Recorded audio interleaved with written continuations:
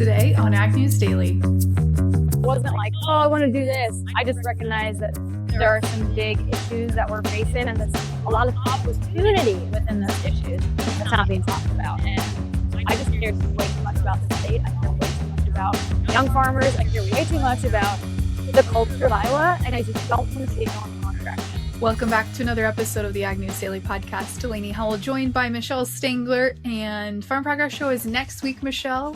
And the start of September is next week, so that means harvest is going to be quickly rolling behind it, but hopefully should be some decent weather for Farm Progress Show next week. Yeah, and soon in the dairy country world of things, it'll be World Dairy Expo. So now going to kick into show season, especially here into, I guess in a few months will be winter, which is crazy to think about. We're already into the last quarter of the year. We are. That is true. It is a little wild to think that we're heading into Labor Day weekend. A lot of folks are headed back to school or have headed back to school already. My social media feeds are certainly filled with kiddos heading back. So it's that time of year again. Football is about to start as well for those collegiate series. We're seeing, NFL preseason games happen. So a good time of year. I think a lot of our listeners appreciate the hustle and bustle of the fall season. But as we think about weather heading into this fall stretch, rain this week and into next week is going to be reaching some of those driest areas that really need the rain, including Oklahoma, eastern Kansas into Arkansas, and the Red River Valley up north. A front is moving out of the Midwest late this week, bringing some isolated showers with it. But most areas picked up little rain. And after a couple of dry days, the patterns are turning more active into the weekend, with several systems expected to move across the region through much of September. That could bring additional heavy rain and some flooding as well. The fall precipitation pattern could look much different, though, from the recent dry stretch. A strengthening El Nino pattern and an emerging subtropical jet and more frequent intrusions of drier air from the north all point toward a wetter pattern developing after early September. Not ideal conditions for those of us getting started with harvesting. The jet stream could support higher moisture flow across much of the country into October, although the PNW, possibly the Greater Lakes, could miss out on some of that moisture. Meanwhile, heat across the south is heading into, or we're going to see heat build heading into the south here in this new month, which could add some additional stress to crops, while warmer temperatures could speed up maturity if harvest rain does not arrive with that heat. So a lot of mixed factors here as we think about what's ahead for our farmers and ranchers heading into harvest season. But Michelle, what does crop conditions look like as we get into the final stretch? Generally declined over the last week, following another mixed stretch of weather that you had just shared. That kind of decline is not unusual, though, as crops move closer to or into harvest. The USDA now rates 57% of the U.S. corn crop good to excellent, down 3 percentage points from last week. 86% of that corn is in that dough stage, 45% dented, and 6% is mature. Looking here at soybeans, conditions also slipped, with 60% of the crop rated good to excellent, down 1 point from a week ago. 91% of soybeans are setting pods, and 6% are dropping leaves. Meanwhile, 62% of spring wheat is harvested, ahead of that 5-year average of 52%, while 51% is rated good to excellent, down 1 point from last week.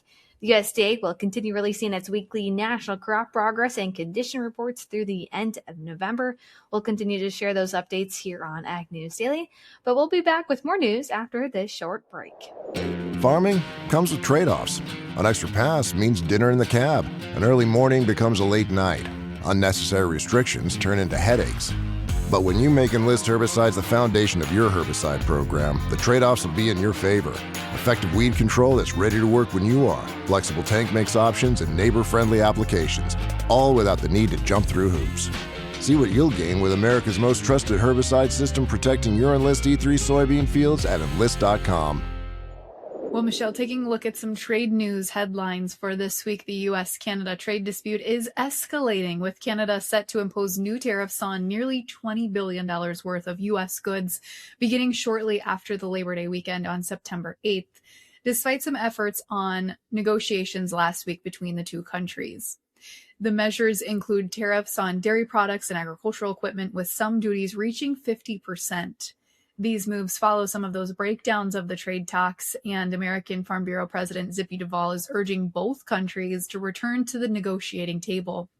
He warns that additional tariffs and Canadian retaliation could add pressure to farmers and ranchers already facing difficult conditions. The equipment industry is also concerned about the higher costs through North American supply chains. Kip Eidelberg with the Association of Equipment Manufacturing says Canada is the industry's most important export market, with the U.S. running about $5.5 billion in trade surplus in equipment with Canada.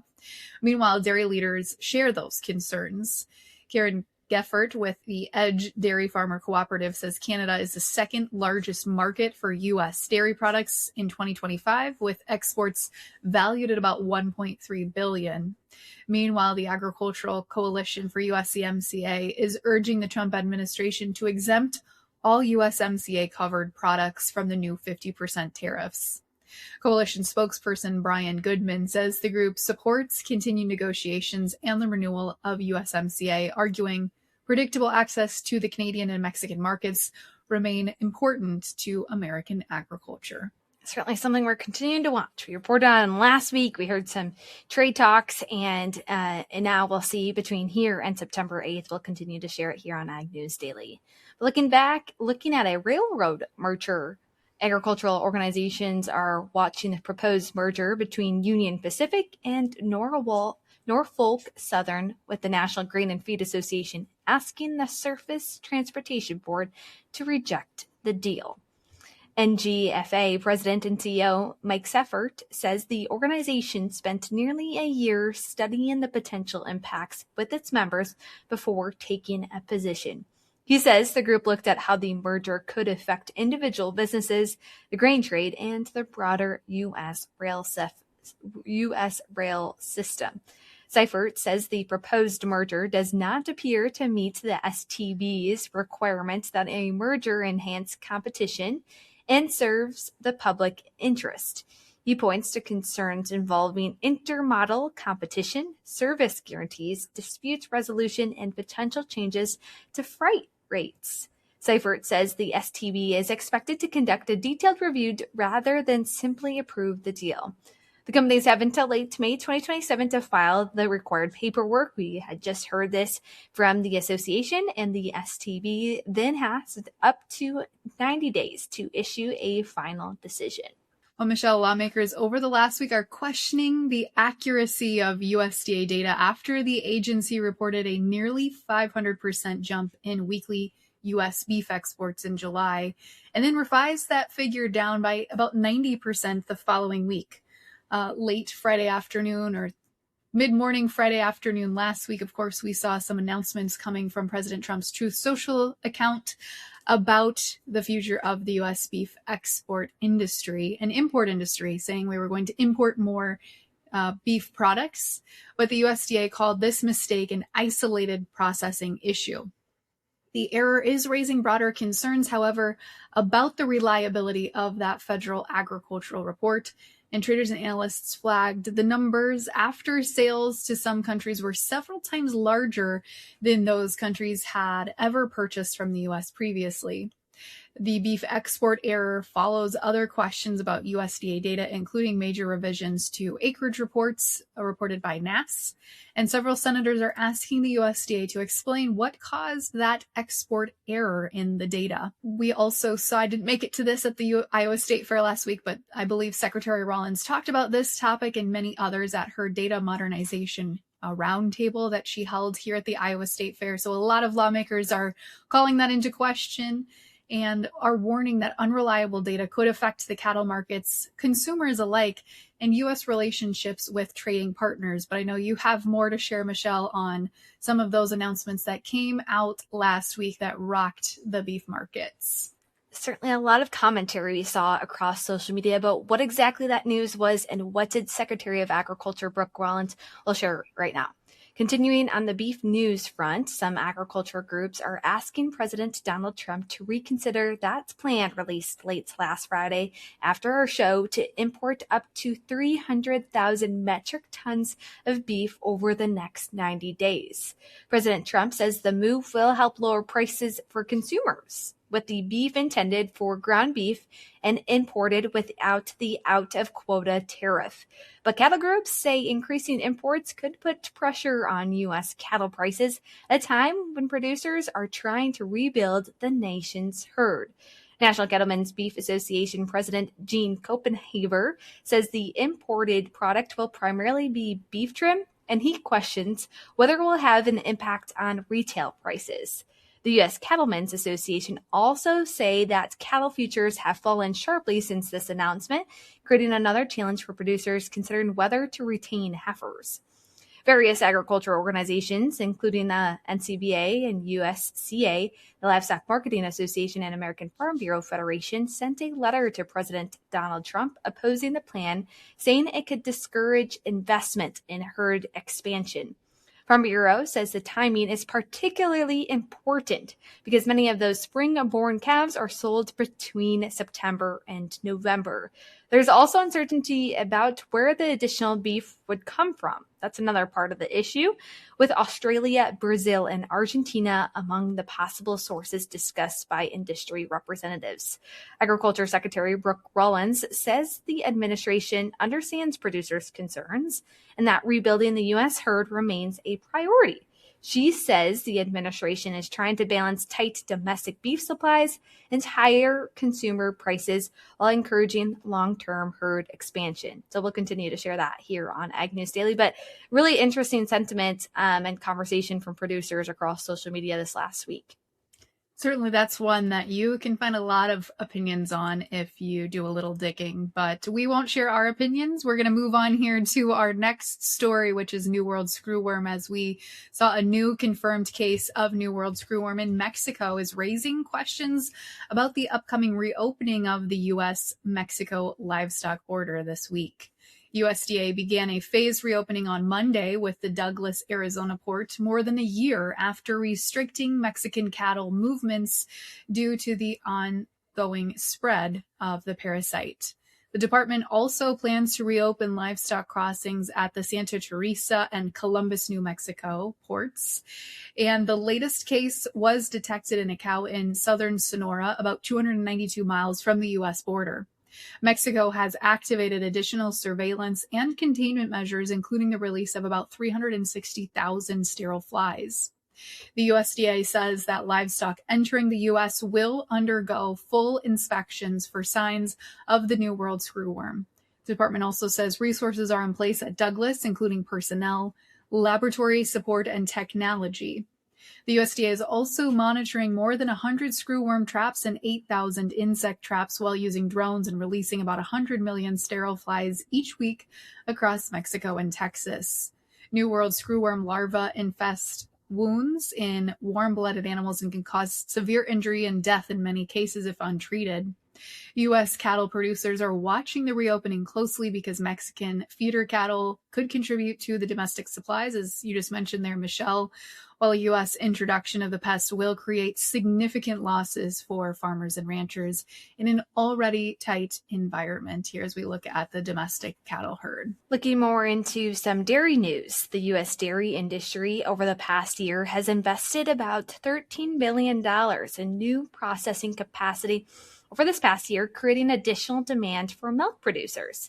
That's according to the National Milk Producers Federation CEO, Greg Dowd, and he says the investment is happening across the country from Chobani facilities in New York and Idaho to Fairlife and new cheese processing projects in Kansas and Texas. He calls the level of investment extraordinary and says the additional processing capacity should strengthen demand for dairy producers. He says the growth also creates some questions about how milk and dairy products will move across the country. As processing capacity shifts geographically, supply chains will need to adjust to match production with new facilities. Transportation costs could become another challenge, particularly if diesel prices remain elevated for an extended period. Dowd says the industry will be watching how those logistics evolve as the new processing capacity comes online. Well, the Pro Farmer Crop Tour wrapped up late last week, and southern Minnesota stood out as one of the stronger areas for corn and soybean production during that tour, while scouts found more variability across the state of Iowa. AgriTalk host Chip Flory, who led the Western Tour, says Minnesota has put together another strong crop. Soybean pod counts in the state were up nearly 1% from last year and more than 15% above the 3-year average. The state's estimated corn yield is about a 199, which was down slightly from last year but remained more than 8% above the 3-year average. So we mentioned, of course, Iowa scouts found a wider range of results, with nitrogen issues contributing to some of the lower samples. ProFarmer ultimately projected the 2026 national corn yield at a 173.2, about 5% below last year and the first non-record estimate in 3 years, and significantly below where we saw the latest WASDE report. The organization expects about 15.344 billion bushels of corn, and soybeans provided a slightly brighter outlook, projected national yield of 53.3 bushels per acre and production of 4.57 billion bushels. Commodity analyst Mike Zuzolo says his own farmer survey showed stronger corn potential than the Pro Farmer Crop Tour results, and he said his aligned more closely with the USDA's WASDE estimate. He also says that the lower Pro Farmer corn number could push ending stocks below 1 billion bushels and support higher prices heading into the September USDA WASDE report. So I know a lot of farmers are certainly watching that to see where they should be at for new crop sales, and we may see some fireworks in that September report. Yeah, it's certainly moving some prices a bit higher for some of our grains. But looking into some tools for producers, especially on the crop side of things, as that soybean harvest approaches, fall can be a good time for farmers to check fields for nematodes that can quietly reduce yields. The Soy Checkoff says sampling soil shortly after harvest can help identify soybean cyst nematode and other parasitic nematodes, even when plants show few symptoms above ground. Soybean cyst nematode is considered the leading soybean pathogen in North America and can reduce yields by as much as 30%. The Soy Checkoff helped fund new soybean nematode management guides developed by university plant pathologists and nematologists. The guide covers soybean cyst, root knot, root lesion, and reniform nematodes, along with tools to identify infestations and develop management plans. Testing after harvest can give farmers information to consider as they make management decisions for the next growing season. Certainly crazy to think about next year already, as producers and growers already are starting to make some of those decisions about what seed they'll plant already next year. Well, Michelle, switching tracks just a bit here, the EPA has issued an emergency waiver allowing E15 gas sales to continue through the remainder of the summer driving season. This move provides fuel retailers and consumers continued access to gasoline blended with 15% ethanol, while biofuel groups continue pushing Congress to approve year-round E15 sales nationwide. Growth Energy CEO Emily Score says farmers, retailers, and motorists should not have to depend on temporary waivers to maintain access to the fuel. Meanwhile, the American Soybean Association is raising concerns about proposed SREs, or small refinery exemption waivers, from federal biofuel blending requirements. ASA Vice President Dave Walton, an Iowa soybean farmer, says the exemptions could reduce demand for biomass-based diesel and cost soybean farmers about $1 billion. The Clean Fuels Alliance America and other members of the Clean Fuels America coalition sent a letter to President Trump this week warning that expanding those SREs could put recent renewable fuel growth at risk. The groups say biodiesel, renewable diesel, and SAF plants have responded to the administration's 2026-2027 renewable fuel standard by increasing production and domestic stock use, with June and July producing record levels. They say companies that were running at half capacity in 2025 due to policy uncertainty are now operating near full capacity, but those pending SREs could undermine those gains. Well, Michelle, with the Iowa State Fair wrapping up last week in the rearview mirror and Minnesota State Fair underway this week, we're talking about young people and their path into agriculture. Joy Van Wyngarden's journey was not always a straight one. You might recognize her from her TikTok and Instagram channels. She stumbled into agriculture influencing during COVID-19 and has built a following since then online as Joy of All Trades. I got up with her at the Iowa State Fair to talk about her journey in agriculture and how she uses social media to connect with the next generation. Well, I have followed you for a long time on Instagram. I appreciate some of the things you're trying to do for young people in agriculture, for kind of rethinking how we approach agriculture, and I want to talk a little bit more about that. But before we do, tell me a little bit about your journey with how you became an influencer on Instagram and TikTok and all these channels. Gosh, I hate that word. Every time I hear that word, I'm like, that's not me. I accidentally stumbled into content creation during COVID, which ironically, I think there's actually a lot of people that share that story. Because I was graduating from Iowa State at the time, and TikTok became a thing. I thought it was really dumb. I thought it was like a really stupid app. I'm like, someone's trying to recreate Vine, and it's going to fail miserably, and it was really dumb. Of course, I downloaded it, and I was like, you know what? I think I could make some stuff that's better than what I'm seeing. And from there, it literally just kept going. I grew my Instagram, Facebook, TikTok still, and I really started making content just about like relatable things. It was about like being an Iowa farm kid, being a country kid, being an Iowan, just like lifestyle stuff where I was like honestly making fun of a lot of, I mean, not me, but like other relatable things. And then from there, I just kept making content about whatever I wanted. I'd make it about recipes. I'd make it about health, my health journey. I'd make it about conservation, water quality, agriculture, just kind of everything, fitness, whatever. And from there, it just kept growing, and here we are. I accidentally built a monster, and Now you have to feed the beast. Yeah, exactly. But it's been really fun because I haven't just like stayed in a niche frame. Like I'm not just making content about one thing. I'll make content about whatever. Like I recently competed in a 2-gun competition. It was my first time doing a 2-gun competition, and I was like, I'm just going to document my process. I'm going to talk about what I'm doing for workouts to prepare for this. I'm going to go out to the shooting range, and I'm going to talk about what I'm doing or like what my gun setup is. And it was just fun. Like I feel like my content has just become like a let me just share and talk It's about. an extension of you. Yeah. And then just like also just open it up for other people, like have fun and try things and not be afraid to try new things. Because I think if you can be someone that shows like, hey, I don't know what I'm doing, or like I don't know a lot about this, but I'm trying this new thing or I'm getting into this, it gives other people permission to like be a newbie at something. And low key being a newbie at something is so fun. Like not knowing what the heck you're doing, but doing it anyway. I think that's just life, and I think we all need to just start being comfortable with being uncomfortable. And yeah, now we're here. Yeah, 6 years later. And so on top of being an influencer, you also are a farmer, which is a very busy and rewarding job as well. Tell us a little bit about your farm in central Iowa. Just row crop. We're just row crop on the farm. I would like to see that change in the future.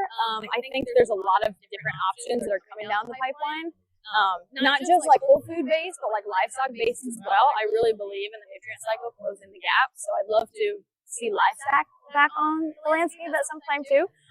But just row crop and yeah, that's Iowa pretty much in a nutshell. But. And you farm with your dad? Your siblings? My dad. Yep. That's an experience in of itself. It is. It sure is. So the podcasting journey or the influencer journey makes a lot of sense. You were bored during COVID. You wanted to do that. What made you decide to come back to the farm? So I don't live on the farm currently.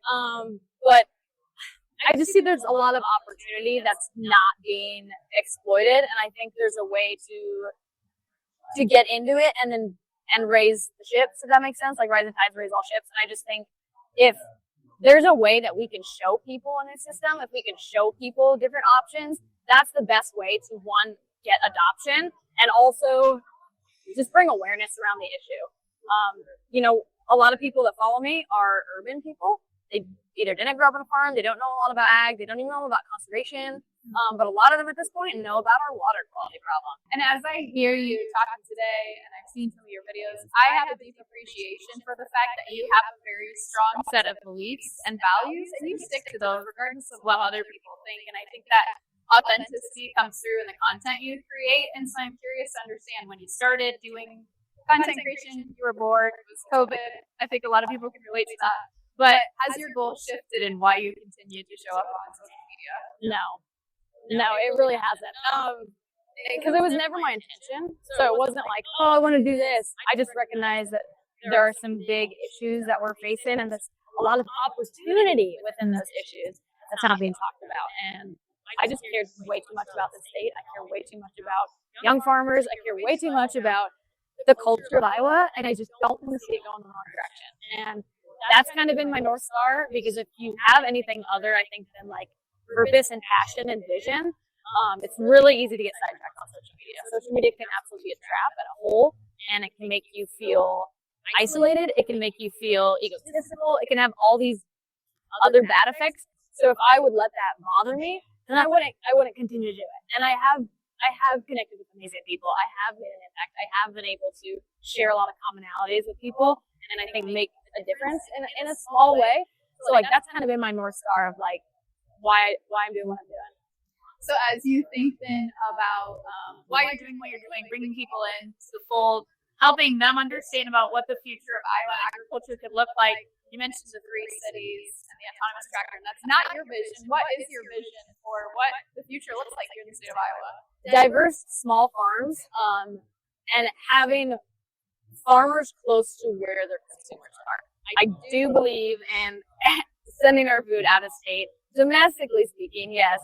But I think having true independence in the state, being able to go to the grocery store and know without a doubt that the beef, the chicken, the beans, the tomatoes, anything that's in season is coming from your part of the state. Not even this like Iowa, but like you can cut Iowa into 4 quadrants and like we can grow a lot.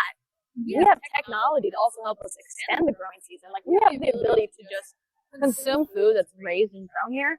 And I see that being the future. So being more connected with your farmer. I think there's also a future in agritourism. I think there's some potential there that we could tap into more if the Iowa Economic Development Group could kind of get behind that and help figure out ways to help young people do this and just help people in general get more of this here in Iowa. But it's not having people leave the state. Having people leave the state is not a good outcome. And I think we got to keep people here. We got to feed them nutrient dense, whole food. We got to take care of our resources. And Iowa's great. Like if we are so great in so many ways. We have good hunting. We have navigatable waters. We have so many rivers. Yes. Like we are there. We just need to put energy and focus and resources into some of those right streams. And I think we could see a really cool outcome in the next 20, 30 years. Joy, before I let you go, plug your socials for us so people can follow along with your journey. Yeah, Joy of All Trades on TikTok, Facebook, Instagram. Those are the main ones. I'm on YouTube. Not much, just a little. Awesome. Well, thanks for being on the podcast. Yes. I appreciate it. Thanks so much. Well, Delaney, it's always fun to go to a state fair, so really great to continue to share that here on the podcast of some interviews you captured there. But looking into a fertilizer update, farmers here are split on whether to buy fertilizer now or wait for lower prices. Josh Linville, Vice President of Fertilizer at StoneX, say some producers have already locked in anhydrous UAN and urea after prices fell from their highs earlier this year. Others are waiting because current prices still do not pencil out for their operations. He says producers should focus on their own numbers rather than the emotions surrounding a volatile fertilizer market. With harvest approaching and diesel prices also climbing, input costs remain a key concern as farmers plan for next season. You know, we mentioned it earlier in the show and talked about some market influences, but Delaney, what's been hitting the markets here this week? Well, we're seeing grains start to consolidate a little bit after some of those recent gains and excitement that came out from lower numbers from the Pro Farmer Crop Tour, with corn and soybeans correcting after some of those short bounces higher we saw. Wheat faces expanding trading limits after a sharp rally, as well as the Black Sea fighting is continuing to disrupt Russian export capacity, which could increase demand for U.S. wheat and other feed grains. In the corn markets, all contracts moved above $5 on the board, but stronger prices are beginning to get some pressure there as we're seeing some bounces off of those recent highs and mixed messages here with declining crop ratings and lower production. Soybeans, we're seeing some pressure there as well from the energy market losses and uncertainty around the future of biofuel demand, as well as some of those SREs we talked about earlier in the show. And in the cattle markets, December live cattle remained range-bound this week, but are showing signs now of a renewed downtrend, especially given some of those announcements we saw from the Trump administration late last week. And December hog futures have moved higher, but from their contract low, but continue to face some selling pressure there as well as we wrap up the end of the summer grilling season and the summer rallies that we typically see in the lean hog market. So that is a quick look at markets for this week, Michelle, but we've got a lot going on next week with Farm Progress Show. So again, if you're going to be around, we'd love to say hi. Shoot us a note at Ag News Daily on all of our major social media platforms. But what do you say with that, Michelle? We let the people go. Let's let them go.